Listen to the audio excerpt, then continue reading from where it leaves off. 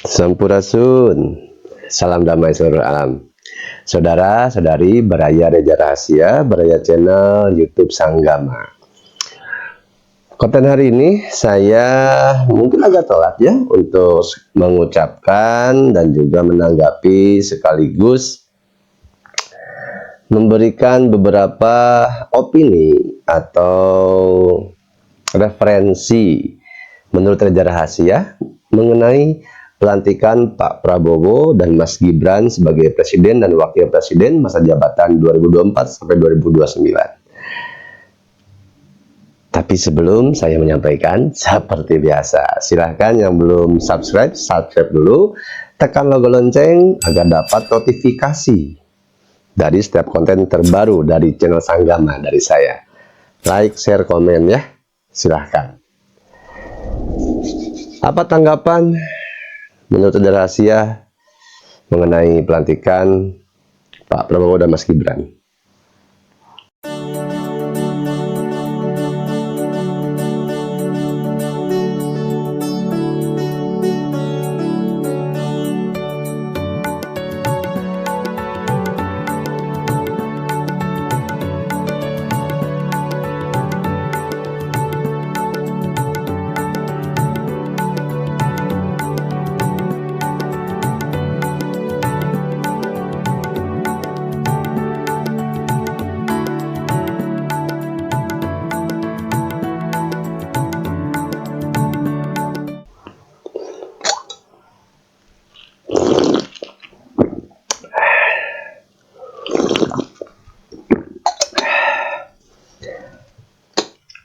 Pertama, saya mengucapkan selamat untuk Presiden ke-8 dan Wakil Presiden ke-8 negara Indonesia, Bapak Presiden Prabowo Subianto dan Mas Gibran tentunya ya. Masa jabatan 2024 sampai 2029. Jujur ketika pelantikan saya juga baru tahu karena saat itu saya ada di sebuah tempat ya, di sebuah gunung, dan baru tahu ketika turun gunung, oh iya pelantikannya kemarin gitu. Jadi pas juga ya. Nah, karena saya tidak menonton langsung proses pelantikan juga pidatonya Bapak Prabowo Subianto. Tapi sekarang kan arus media semuanya ada ya, ada yang repost di YouTube, TikTok, dan lain sebagainya. Dari durasi yang begitu ya cukup panjang juga, tapi nggak terlalu panjang ya, tidak seperti presiden-presiden yang sebelumnya. Dan disampaikan dengan begitu lantang, tegas, malah menggelegar. Ada 5 poin dari pidatonya yang menurut saya itu keren. Nah, ini 5 video yang sudah dipotong cuplikannya, tapi poinnya diambil. Silahkan saksikan dulu. Sumpah tersebut akan kami jalankan dengan sebaik-baiknya, dengan penuh rasa tanggung jawab dan dengan semua kekuatan yang ada pada jiwa dan raga kami. Kami akan menjalankan kepemimpinan pemerintah Republik Indonesia, kepemimpinan negara dan bangsa Indonesia dengan tulus, dengan mengutamakan kepentingan seluruh rakyat Indonesia, termasuk mereka-mereka yang tidak memilih kami. Setiap pemimpin dalam setiap tingkatan harus selalu ingat, pekerjaan kita harus untuk rakyat. Bukan kita bekerja untuk diri kita sendiri. Bukan kita bekerja untuk kerabat kita. Bukan kita bekerja untuk pemimpin-pemimpin kita. Pemimpin yang harus bekerja untuk rakyat. Terlalu banyak kebocoran-kebocoran dari anggaran kita, penyimpangan-penyimpangan, kolusi di antara para pejabat politik, pejabat pemerintah di semua tingkatan dengan pengusaha-pengusaha yang nakal, pengusaha-pengusaha yang tidak patriotik. Jangan kita terlalu senang melihat angka-angka statistik yang membuat kita terlalu cepat gembira, terlalu cepat puas. Padahal kita belum melihat gambaran sepenuhnya. Masih ada saudara-saudara kita usianya di atas 70 tahun masih menarik becak. Ini bukan ciri-ciri bangsa yang merdeka.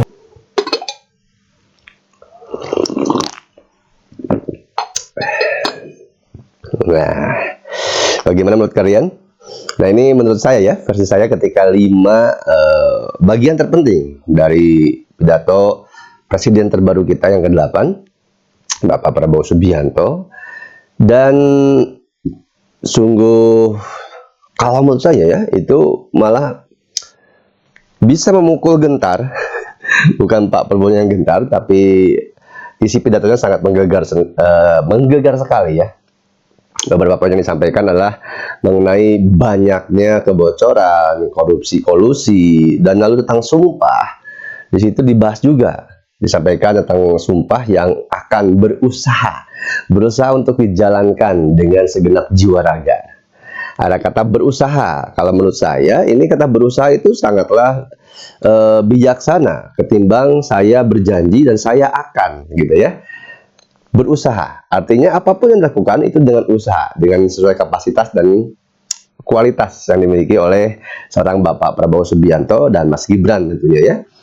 Lalu tentang korupsi dan kolusi dan kebocoran anggaran, lalu tentang pemimpin gitu ya, jangan selalu manut sama pemimpin, dan disitu ditekankan bahwa pemimpin atau pemerintah itu adalah wakil rakyat dan bekerja untuk rakyat, ditekankan untuk itu. Karena pada fakta realitanya memang seperti itu. Kita masih di Indonesia itu masih kuat ABS ya, asal bos senang gitu ya. Nah, jadi yang disebut wakil rakyat tidak pernah mewakili rakyat gitu, malah cenderung malah menjadi pemerintah atau ngebos. Maka dulu sempat saya sampaikan kalau pemerintah yang diganti menjadi abdi negara gitu, maka saya kata akan berbeda frekuensi, vibrasi atau dayanya, energinya akan berbeda. Nah, dulu 1 tahun sebelum pelantikan ini gitu ya, saya sempat diundang oleh kawan-kawan dari Kelakar Indonesia untuk sebutlah di sana dihadirkan saya dengan beberapa analis data, dengan orang-orang yang akademis analisanya. Lalu di sana saya dihadirkan sebagai analisa langit. Masih ada kontennya setahun yang lalu, itu judulnya kalau di thumbnailnya elektabilitas capres di mata pemula. Judulnya itu hashtag walkout bab 7. Gibran bawa Barak Jokowi, analisa langit skenario pemilu 2024. Nah, itu apa yang saya sampaikan itu setahun balas sebelum Mas Gibran dinyatakan dilantik sebagai wakil presiden, jauh sebelumnya. Jadi ketika ada di sosial media, di TikTok yang bertanya tentang kemarin pelantikan, apa prediksi Kang Reza Rahasiya dan sebagainya ya, dengan istilah apapun itu, prediksi, ramalan, apapun itu, saya hanya menganalisa, dan analisa saya semuanya sudah ada di video setahun yang lalu di Kelakar Indonesia YouTube-nya. Silakan saksikan. Dan dari apa yang saya sampaikan gitu ya, Pak Prabowo tetap terjadi menjadi seorang presiden dan dilantik. Dulu saya sempat menyampaikan kalau Pak Prabowo menurunkan dari keningratannya ke merakyat, kesatrianya digabungkan dengan keresian, keratuan, secara eksplisit saya sampaikan, maka dia akan menjadi seorang pemimpin. Dan itu disampaikan semua di pidatonya Pak Prabowo yang tadi sudah ditampilkan di video sebelumnya ya, sudah saya tampilkan, di mana ketika mengenai kebocoran anggaran, pengusaha-pengusaha nakal, karena pada fakta realitanya memang banyak pulau-pulau yang sudah terjual, memang banyak juga pembangunan yang seolah-olah kalau data statistik itu meningkat ekonomi, padahal itu hanya data statistik, faktanya tidak begitu. Dan itu disampaikan di pidatonya Bapak Prabowo dengan begitu sangat menggelegar karena tersambung dengan pengusaha nakal atau korupsi dan kolusi dari kalangan pemerintah, pejabat yang sudah sangat melekat banyak. Ini jarang sekali didengarkan atau disampaikan ya, jarang terdengar oleh kita, dan sangat jarang disampaikan oleh presiden, dan itu pada pidato pertama pelantikan. Nah, apa yang digadang oleh Bapak Prabowo itu adalah Indonesia emas. Malah sekarang sering terjadi muncul tagline bahwa Nusantara Jaya, Indonesia Jaya. Kalau kita perhatikan dengan seksama pidato-pidato dari Pak Prabowo, dari pidato pertama ketika pelantikan, di situ Pak Prabowo sungguh sangat terlihat sangat begitu mengenali kondisi, keberadaan, situasi, dan toleransi yang ada pada negara Indonesia. Karena sejarahnya juga panjang beliau ya, dari mulai kalangan militer dan lain sebagainya. Dari beliau berdamai dengan egonya, menurunkan ego, lalu penuh dengan akhirnya sebuah kebijaksanaan dengan jiwa satria yang terus ada dan leadership yang semakin meningkat. Karena tidak semua orang bisa memiliki jiwa kepemimpinan, leadership. Maka mari kita saksikan bersama. Mari apapun yang terjadi, kita dukung pergerakannya dengan bermula dari diri kita sendiri. Kalau kita mempelajari melihat sosok Pak Prabowo yang sudah 3 kali ya mencalonkan, lalu 2 kali gagal dan lain sebagainya, tidak pernah ada kata gagal, tidak pernah ada kata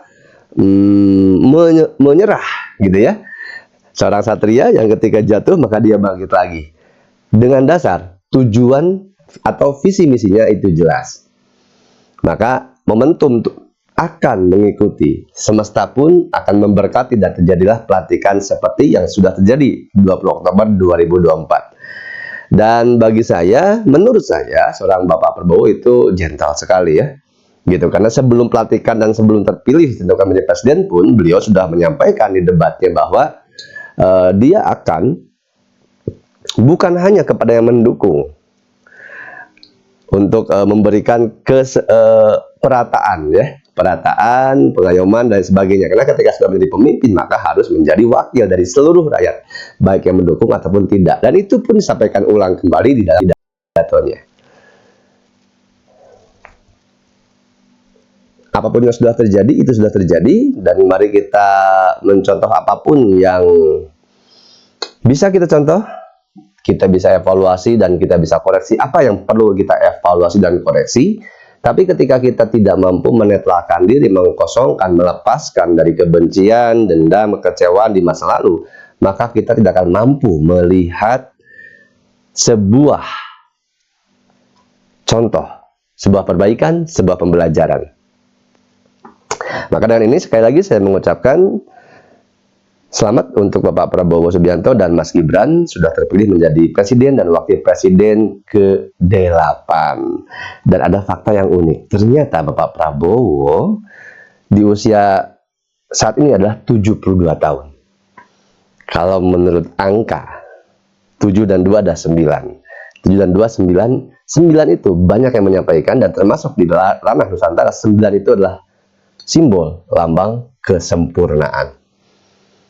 Maka, apakah simbol 9 dengan usianya Bapak Prabowo dengan sebagai presiden yang ke-8, 8 di mana angkanya adalah infinity atau keseimbangan, apakah itu membawa betul, benar, tepat Indonesia emas, ataukah yang lain, atau seperti apa? Dan ketika di YouTube Kelakar Indonesia dulu, saya sempat menyampaikan bahwa ada plot twist nantinya ya, bahkan yang sempat saya sampaikan sehingga membuat sedikit agak takut dan khawatir para finalis yang lain, finalis analisa yang lain, dan termasuk teman saya Syukron Jamal sebagai host. Nah, ini kampanye pemilihan sekarang itu nanti ada plot twist. Nah, terus ada false victory. Jadi seolah-olah nanti tuh wah menang, dia naik jadi presiden gitu kan. Dia jatuh sakit, diganti deh. Gitu. Kolaps dia. Waduh. Nah, gitu. Bahaya ini. Ini bukan lagi udah tepi jurang. Ini kayaknya Nggak usah disebut, nggak usah di ini sih, nggak usah Soalnya nama lagi. dikaitkan lah. Dia nggak ngeluarin nama, nggak usah. Sorry. Berbahaya ini. Gitu. Kayak Kan tadi cuma ada tolong satu yang dipitin bahaya aja. tuh kalau kayak gitu. Kalau ini mah mungkin aja nggak viral sekarang, takutnya nanti viral. Iya, Nanti. iya. Jangan. Tapi sih karena udah disebut namanya. Jadi, kalau boleh saya berpesan kepada Pak, Waduh. Ini boleh disensor-sensor aja nggak namanya? Nanti yang gue Kal, tulis di catat tuh sensor Kal. ya. jadi kalau bicara rakyat Indonesia, itu kan terbagi 3 ya. Iya. Gitu, ada abangan, ada priai, dan agamis. Iya. Ya kan? Nah, kalau seorang Pak mau jadi, dia harus menurunkan dirinya sebagai harus jadi merakyat, bukan mempertahankan si ningratnya, gitu. Oke. Tapi harus melebur di situ. Saya menyampaikan nanti ada plot twist gitu, bisa jadi setelah dilantik dan sebagainya ternyata udah jadi presiden jatuh sakit, kolaps, terus digantikan. Itu jelas ada saya sampaikan di konten, dan sudah saya potong juga beberapa di TikTok dan di Instagram. Nah, mengenai hal itu gitu ya, mari kita saksikan bersama. Dan kalaupun itu memang terjadi dan lalu akhirnya Pak Prabowo kena sakit, kolaps, digantikan oleh Mas Gibran, Menurut saya tidak apa-apa. Karena Mas Gibran juga tidak bergerak sendiri. Banyak tokoh-tokoh di belakang Mas Gibran, termasuk Bapak Prabowo, Bapak Jokowi, dan lain sebagainya. Dan inilah saatnya generasi muda memberikan pemberharuan dengan kematangan, kenetralan, dan kebijaksanaan. Karena dewasa bukan pada usia, bukan pada umur, tapi pada sebagaimana kita bisa memahami, menggali, menyelami sebuah perjalanan kehidupan dalam pengalaman yang nyata.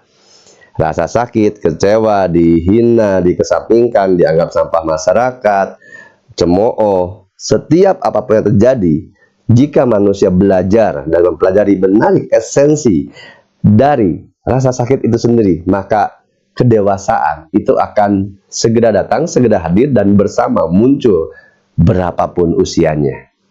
Jadi mari kita bersama-sama menetralkan diri, mengkosongkan diri dengan menerima semua apapun yang terjadi, bagi yang mendukung ataupun tidak, itu sudah terjadi. Dan mari kita bersama sinergikan energi, sinergikan seluruh pikiran, perasaan, raga, dan jiwa kita untuk bersama-sama membentuk. Karena setiap orang, setiap warga negara, masyarakat, bukannya pejabat pemerintahan dan sebagainya, setiap kita yang berada pada bangsa ini, itu sangat berperan dalam pembangunan ataupun perusakan.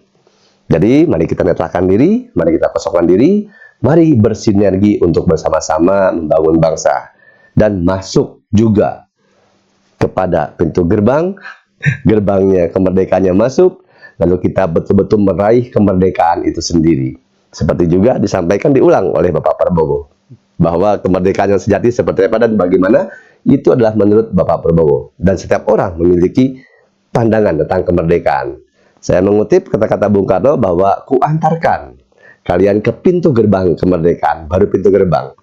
Artinya, sekarang ini kita sedang, atau ada juga yang hanya melihat kemerdekaan, baru masuk pintu gerbang, maka gerbangnya lah kita masuki, kita kelola, kita bangun, kita perkokoh, kita perkuat. Sampai ketemu di konten selanjutnya dengan saya Reja Rahasia. Selamat, sehat, sentosa, panjang umurnya, serta mulia, berkah, kaya raya, di sini senang, di sana senang, dimanapun senang, damai, sejahtera, adil, sentosa, bineka tunggal ika, merdeka, sampurasun, salam damai, seluruh alam.